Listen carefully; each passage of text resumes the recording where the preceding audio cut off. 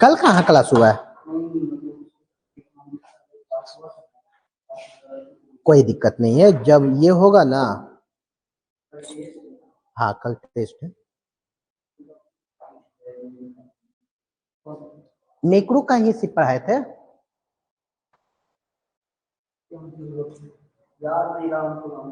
वाह, एग्जाम हो गया। चलो कोई बात नहीं, अभी पढ़ लेते हैं, उसके बाद फिर आगे तो काम करते हैं। पिछला क्लास में हम लोग कहाँ तक थे? तो हम लोग वस्तु पढ़ रहे थे। वो बहुत पीछे वस्तु पढ़ रहे थे।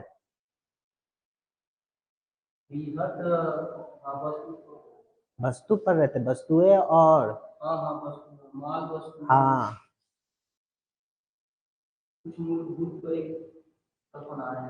हाँ, तो हम लोग पढ़ रहे थे वस्तुएं के बारे में या माल के बारे में, है या नहीं? वस्तु के बारे में हमने क्या बोला था कि वस्तु किसे कहते हैं?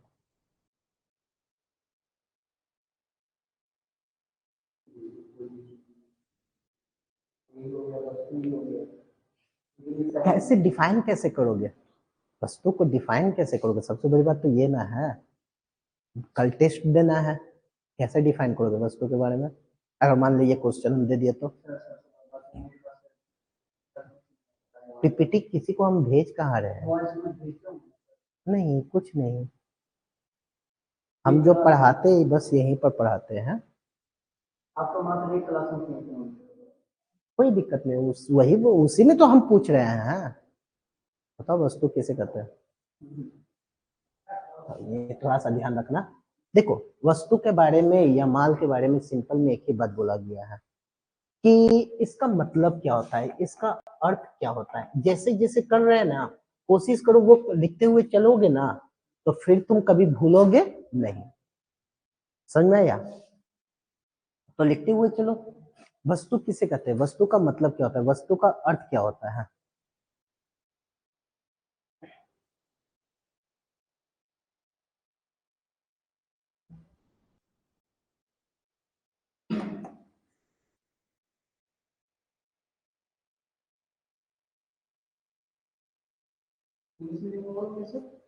हिंदी लगा दिए? हाँ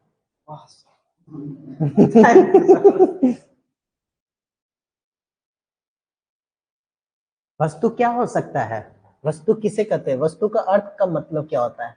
तो कहता है कि ये कोई प्रोडक्ट हो सकता है, ये कोई क्या हो सकता है, आइटम हो सकता है। क्लियर है? कोई भी प्रोडक्ट, कोई भी आइटम जो मानव को, जो किसी व्यक्ति को उसके वांट्स को सेटिस्फाइड करता है। क्लियर है? वैसे प्रत्येक प्रोडक्ट, प्रत्येक आइटम वस्तु कहलाता है।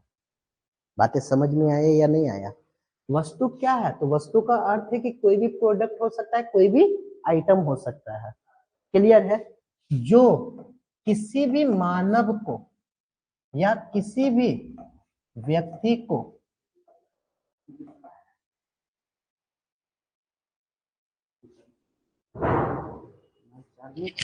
ये है सर, माइक तो है।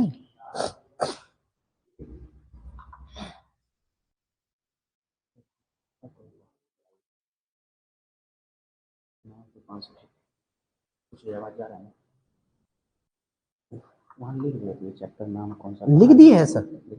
हाँ देखिए ना,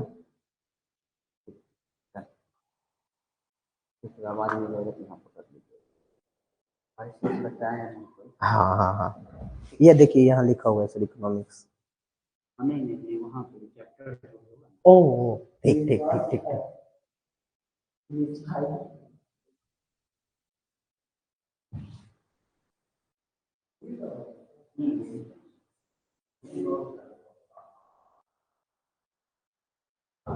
समझ में आया? जो किसी भी मानव को या जो किसी भी व्यक्ति को, क्लियर है, उसकी जो इच्छा होगा, उसकी जो क्या होगा, इच्छा होगा, उस इच्छा को अगर पूरा करता है उस इच्छा को क्या करता है,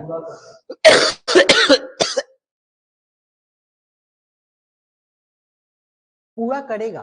तो वो प्रत्येक प्रोडक्ट, वो प्रत्येक आइटम मेरा क्या कहलाएगा, वस्तु या माल कहलाएगा। क्या कहलाता हुआ चला जाएगा, वस्तु या माल कहलाता है। जैसे एक सिंपल सी बात है सर, मैंने क्या बोला, ये पेन है, क्लियर है, ये हमारी इच्छा को पूरा कर रहा है या नहीं कर रहा है, तो ये मेरे लिए क्या कहलाएगा, वस्तु कहलाएगा।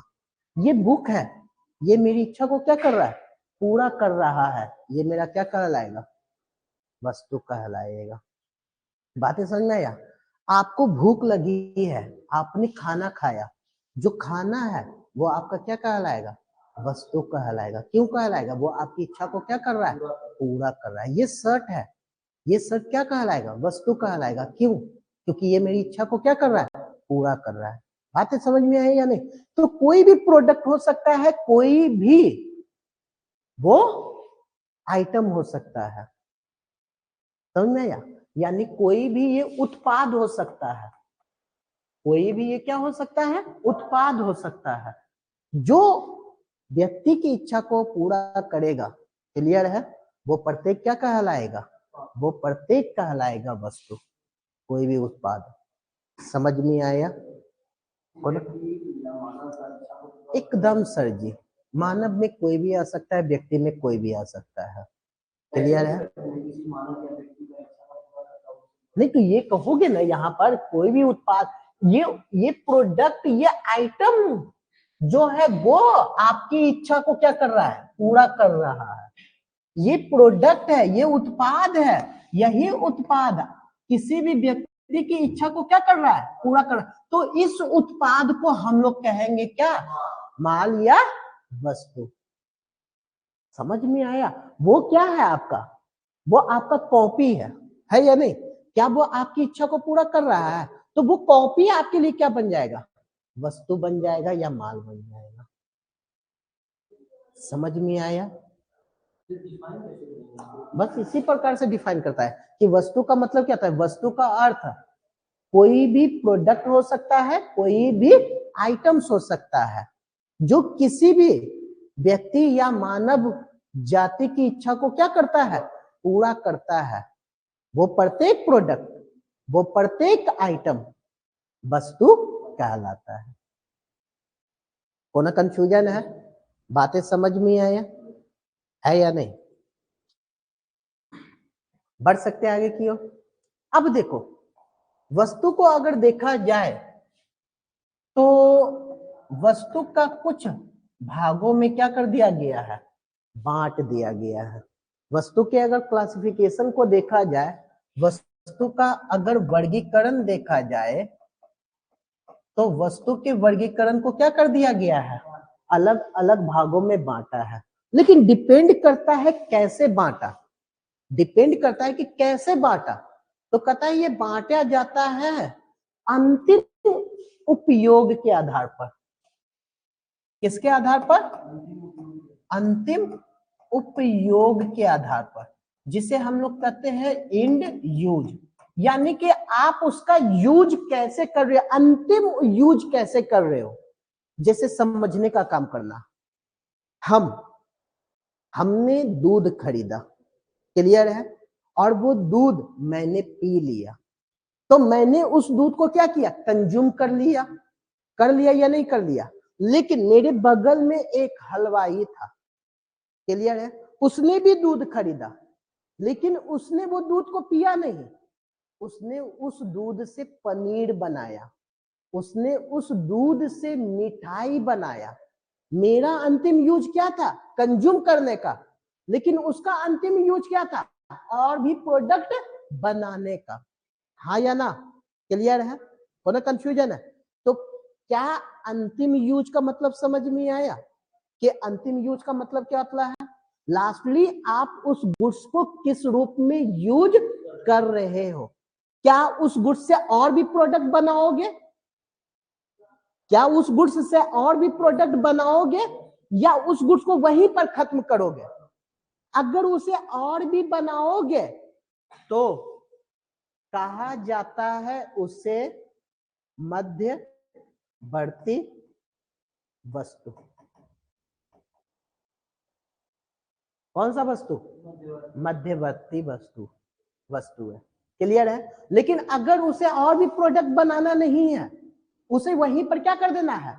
खत्म कर देना है, तो उसे कहा जाता है अंतिम वस्तु।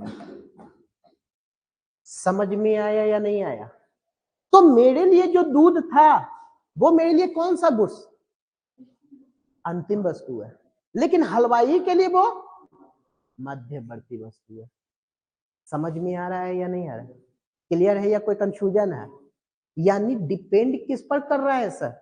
डिपेंड कर रहा है कि आप उस गुड्स को अंतिम किस रूप में यूज कर रहे हो।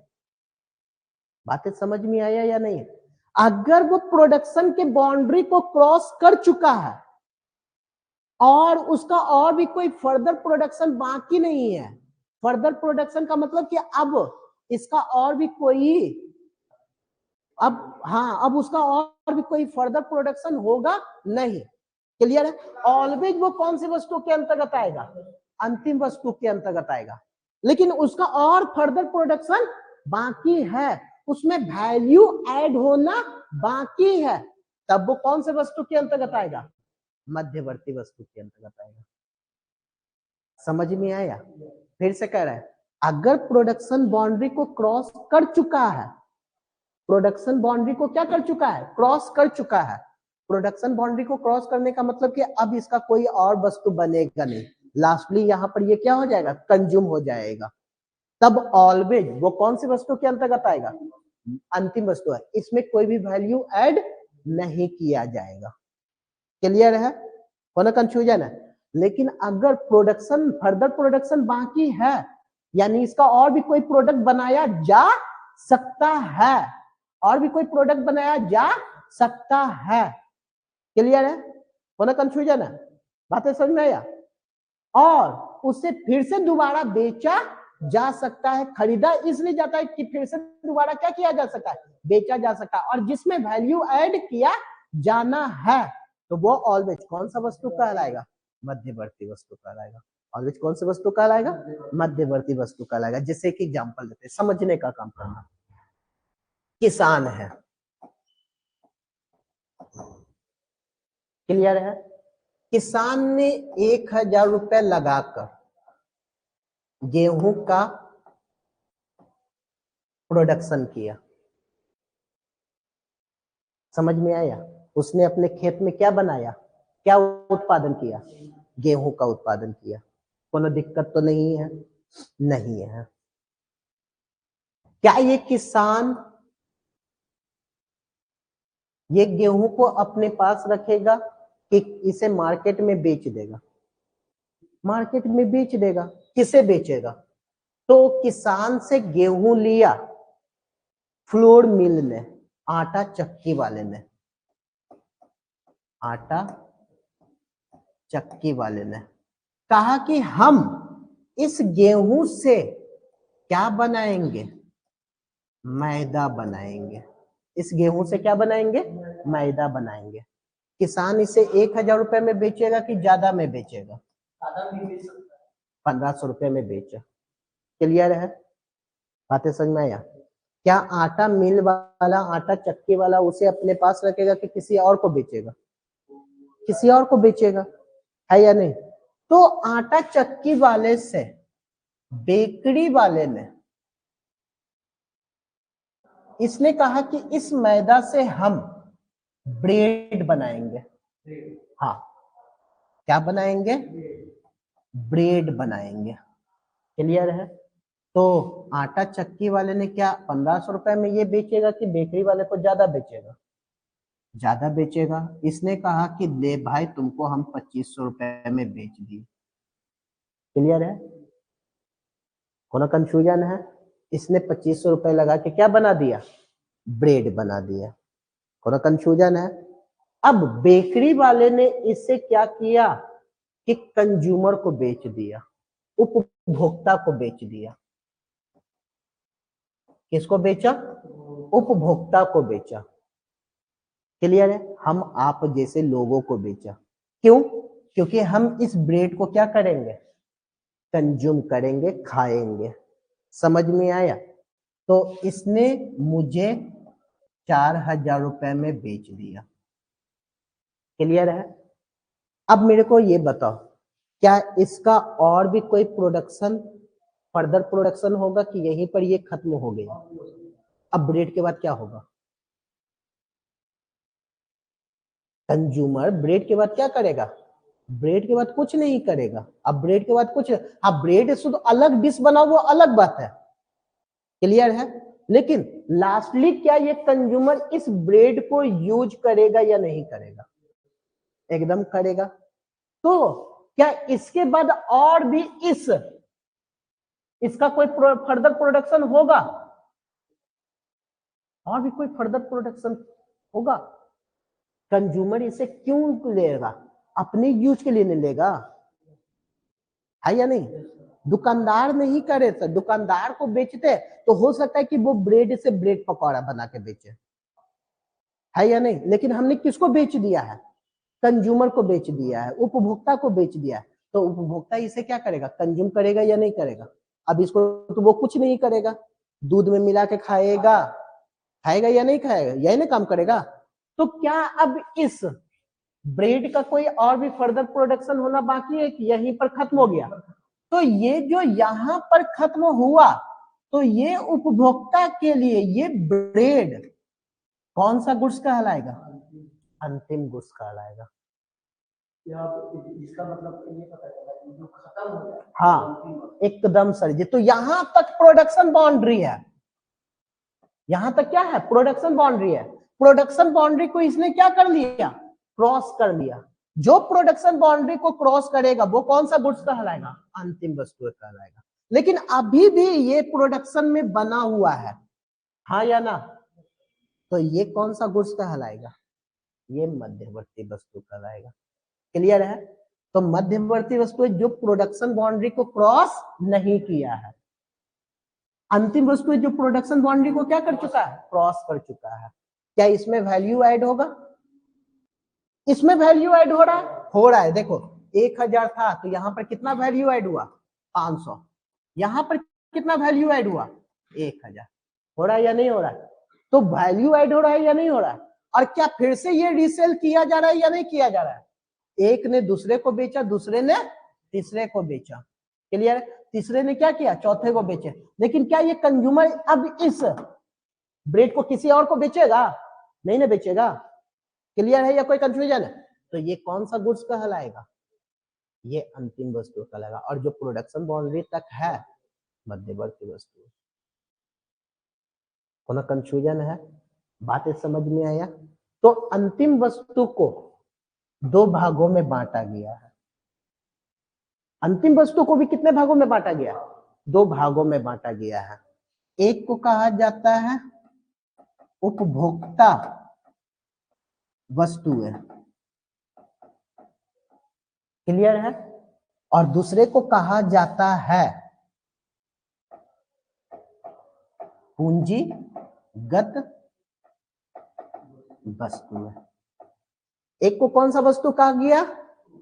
उपभोक्ता वस्तुएं। और एक को कौन सा वस्तु कहा गया? पूंजीगत वस्तुएं कहा गया। क्लियर है? लिखो तेजी से।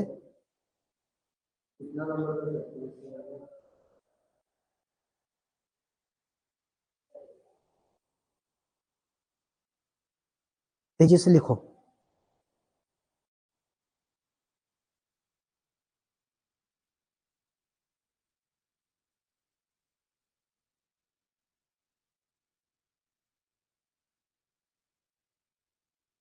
ये सब भी लिखो क्या?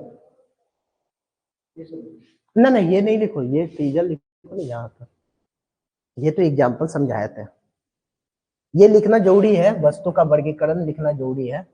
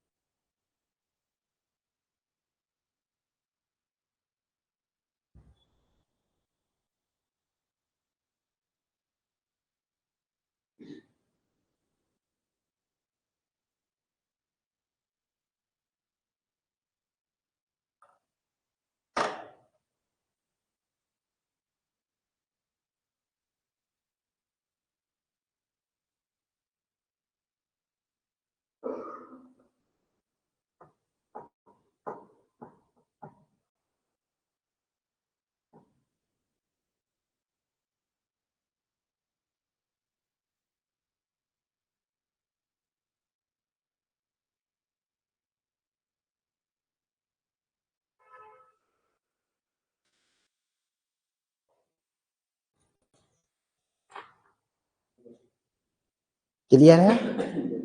कोनो दिक्कत तो है नहीं? चलो, अब यहाँ पर सबसे जरूरी बातें आ जाती है कि सर अंतिम वस्तु और मध्यवर्ती वस्तुओं के बीच में अंतर बताइए। क्लियर है? तो लिखिएगा,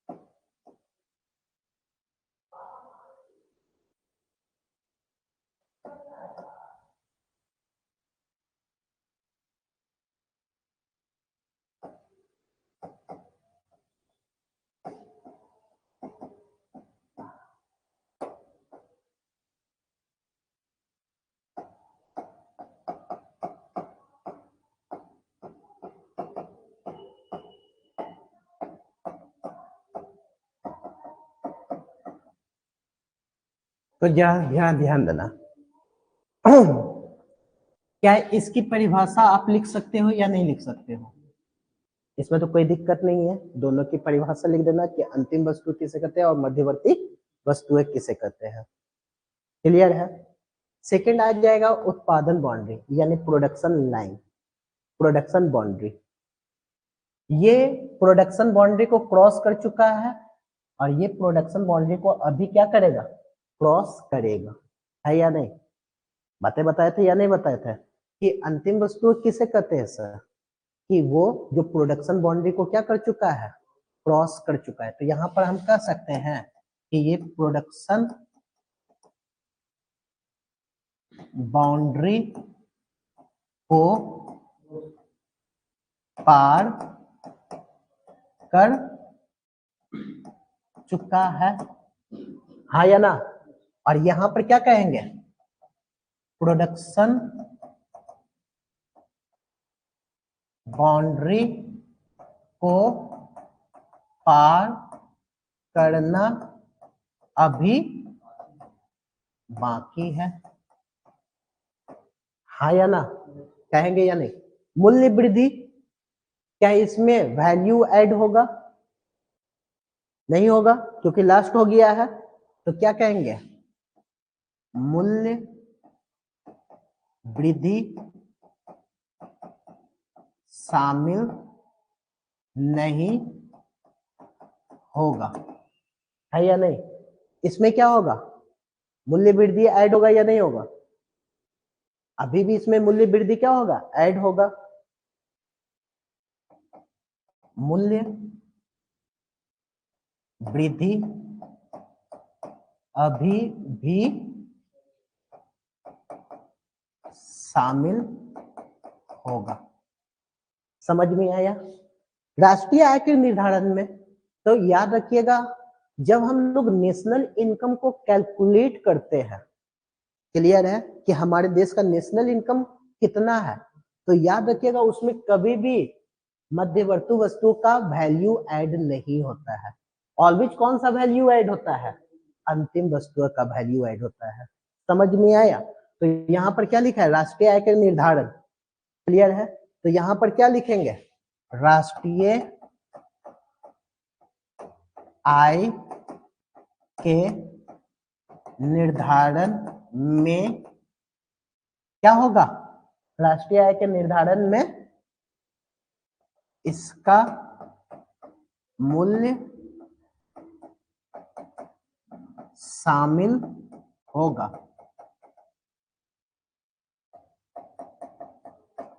राष्ट्रीय आय के निर्धारण में इसे शामिल नहीं किया जाएगा।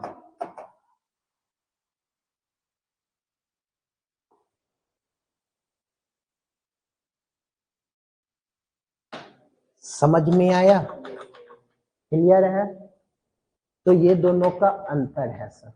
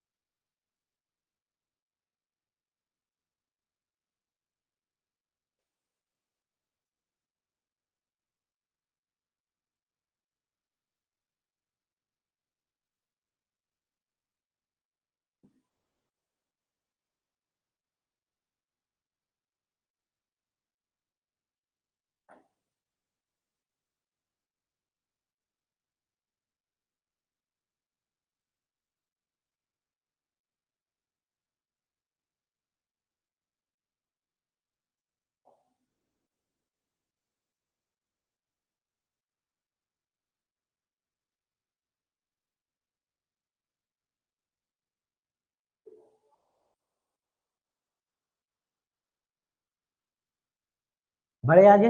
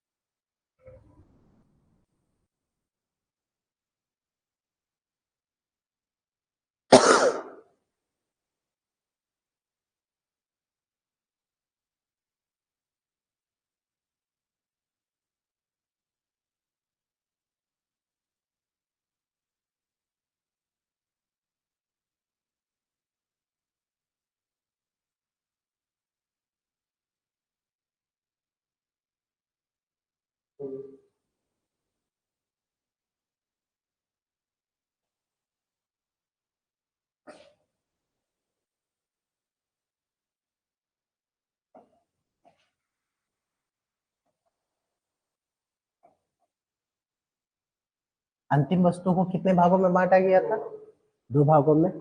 एक कौन सा, बोलो, उपभोक्ता वस्तुएं, और एक को क्या बोला गया, पूंजीगत वस्तुएं, है या ना? ये याद रखिएगा सर, ये जो वस्तुएं उपयोग किया जाएगा,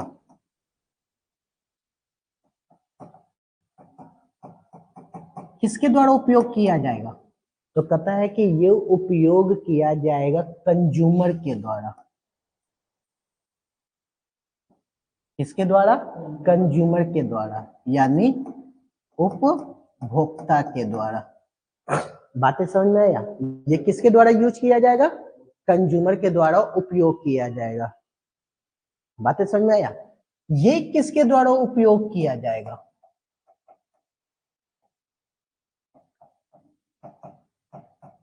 ये उपयोग किया जाएगा प्रोड्यूसर के द्वारा, उत्पादक के द्वारा। किसके द्वारा, उत्पादक के द्वारा।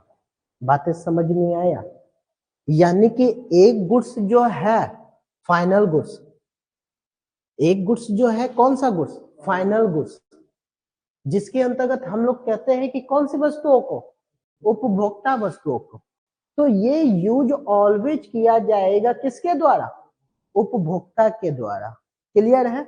यानी ऐसा गुड्स जो उपभोक्ता के इच्छा को पूरा करता है। क्लियर है? जो उपभोक्ता की इच्छा को क्या करता है, पूरा करता है। कैसा? डायरेक्टली पूरा करता है। कैसे पूरा करता है? डायरेक्टली पूरा करता है। डायरेक्टली का मतलब क्या हुआ? हाँ ना, डायरेक्टली का मतलब सामने नहीं होता है, मतलब कि इनडायरेक्ट और डायरेक्ट। हाँ छूट के वो हाँ, अच्छा इसका बात बता देंगे, कोई दिक्कत तो है नहीं। समझ में आया? इच्छा को कैसा पूरा करता है, डायरेक्टली पूरा करता है। जैसे हमने क्या बोला था, मेरे पास दूध है और दूध मैंने क्या कर लिया, पी लिया। डायरेक्टली ये मेरे को क्या कर रहा है, पूरा करता हुआ चला जा रहा है मेरी इच्छा को। क्लियर है? तो ये दूध मेरे लिए अंतिम गुड्स तो है, लेकिन अंतिम गुड्स में कौन सा गुड्स है, अंतिम गुड्स में वो उपभोक्ता गुड्स है। बातें समझ में आया? लेकिन वही प्रोड्यूसर जिस गुड्स को यूज कर रहा है फिक्स्ड एसेट के रूप में यूज कर रहा है, फिक्स्ड एसेट के रूप में, यानी स्थिर संपत्ति के रूप में। किस रूप में यूज कर रहा है, स्थिर संपत्ति के रूप में। या कह सकते हो कि जिससे प्रोड्यूसर फिर से प्रोडक्शन करेगा। समझ में आया? यानी उसके माध्यम से, पूंजीगत वस्तु के माध्यम से फिर से क्या करेगा, प्रोडक्शन करेगा। बातें समझ में है? फिर से उस वस्तु के माध्यम से क्या करेंगे, प्रोडक्शन करेंगे। वैसा प्रत्येक गुड्स मेरा कौन सा गुड्स कहलाएगा, पूंजीगत वस्तुएं कहलाएगा। बातें समझ में आया या नहीं आया? क्लियर है? अगर हमने एक मशीन खरीदा, ध्यान से समझना, हमने एक मशीन खरीदा और इस मशीन से हम क्या करेंगे, फिर से प्रोडक्शन करेंगे। ये मशीन से हम फिर से कोई प्रोडक्ट बनाएंगे। क्लियर है? तो वो मेरे लिए कौन सा गुड्स कहलाएगा, वो मेरे लिए पूंजीगत वस्तु कहलाएगा। वो मेरे लिए कौन सा वस्तु कहलाएगा, पूंजीगत वस्तु कहलाएगा। समझ में आया या नहीं आया? क्लियर है? होना कंफ्यूजन है? तो अगर कोई ऐसा गुड्स है जो जिससे आप प्रोडक्ट बनाओगे, अगर कोई ऐसा गुड्स है जिससे आप क्या बनाओगे, प्रोडक्ट बनाओगे, उसके माध्यम से प्रोडक्ट बनाओगे, ऑलवेज कहलाएगा पूंजीगत वस्तु है। लेकिन जो कंज्यूमर को डायरेक्टली क्या करता हुआ चला जाता है, उसकी इच्छा को पूरा करता हुआ चला जाता है, वो कौन सा गुड्स कहलाता है, वो कहलाता है उपभोक्ता वस्तु है। क्लियर है? कोनो कंफ्यूजन है ना? मैसेज में नहीं है, कोई चैट में जुड़ा है शायद। हाँ बताओ, कोनो दिक्कत है यहाँ तक? समझ में आया? तो इतना ही रखते हैं आज के लिए, है ना? फिर मिलते हैं अगले क्लास में 22-25 नंबर को।